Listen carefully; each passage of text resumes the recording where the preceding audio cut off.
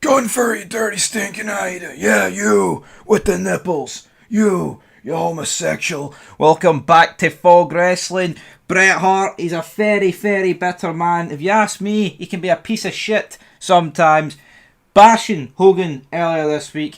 Bashing Goldberg for the best part of quarter of a century. Bashing everybody. But he's now turned his attention to this current generation. He's looked at the former World Heavyweight Champion, the NIPPLES, Gunther. And is this because Gunther literally said on Raw this time last year that Bill Goldberg's his favourite wrestler just in front of Bret Hart? It wouldn't surprise me, but normally I disagree with a lot of what Bret Hart's got to say. But you know what? I think maybe he just could be right here. So let's dive into what Bret had to say.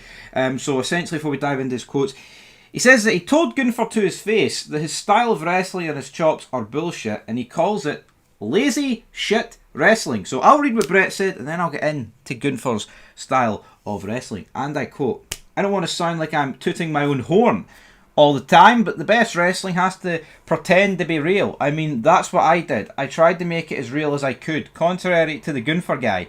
I hate wrestlers that hurt each other on purpose. I hate it when you're out there getting beat up and hurt by a guy for real. They, chops, look like shit.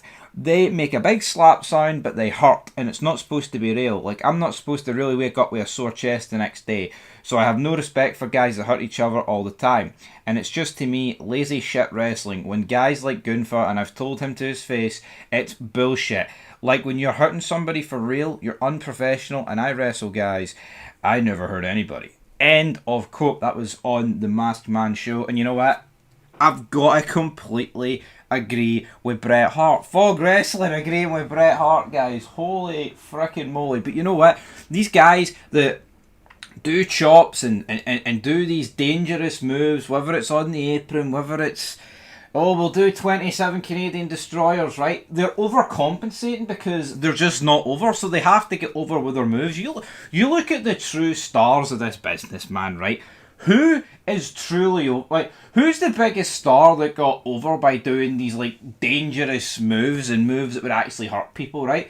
I love Mick Foley, but obviously him, you know, risking his... But he's doing that to himself, right? He's flinging himself off structures like Jeff Hardy, right? Guys like that, I can accept. They're risking themselves, but Bret has hit the nail on the head here. It's like, you're not supposed to hurt each other. It's not real, folks. Pantomime. It's scripted. It's predetermined. There is no reason to be hurting your opponent like this. It is. And we can talk about Ric Flair, right? Woo!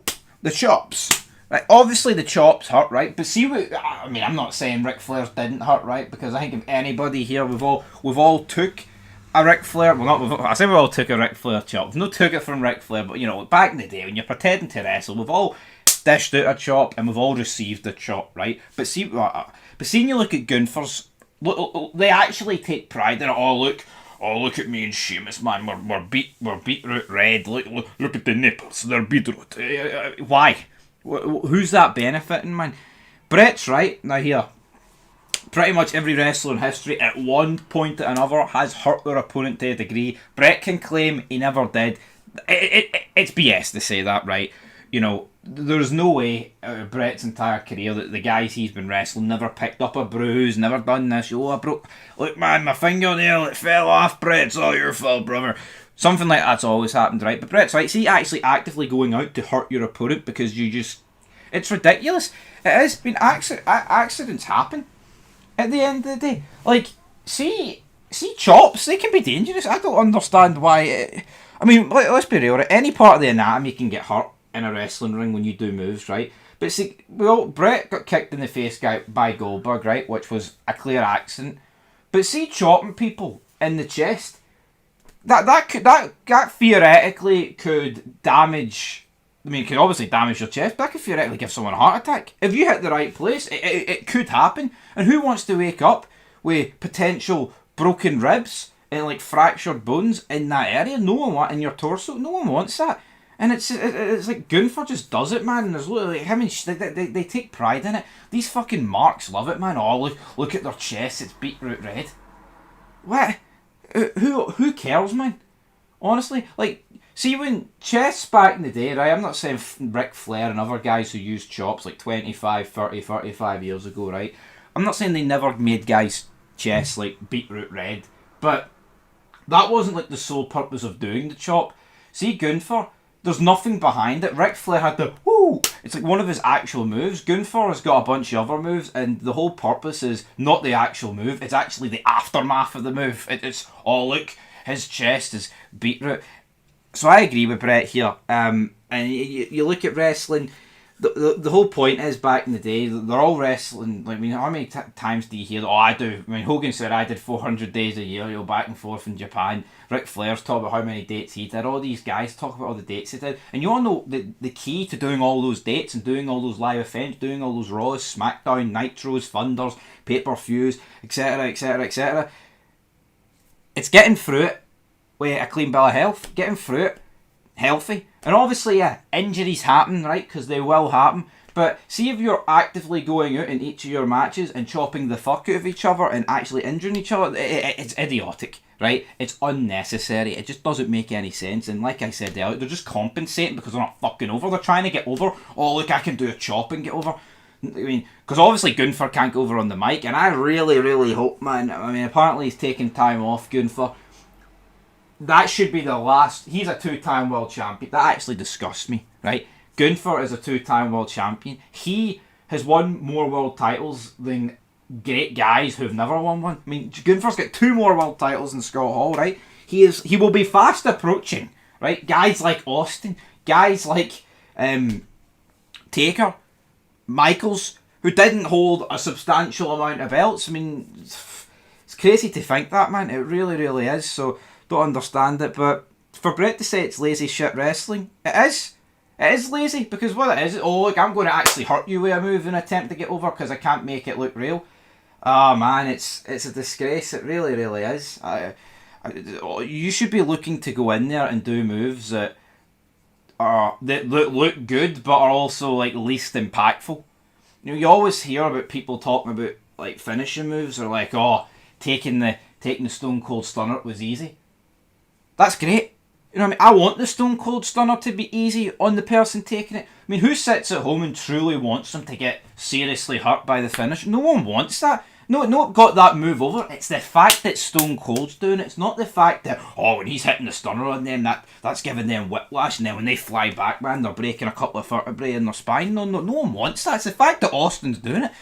You know, it's Stone Cold Steve Austin doing it. But no, Gunther's shite. So what he actually has to get over is the actual move itself. Yeah, oh look, they love that when I make their chest beetroot. They don't love it, mate, because it's Gunther doing it. They love it because, oh look, these sick fucks love it when someone's chest goes beetroot for a couple of slaps. So I totally agree with Bret. It is bullshit. It is unprofessional, and they shouldn't be aiming to do it. It's no right. And Gunther's not the only guy.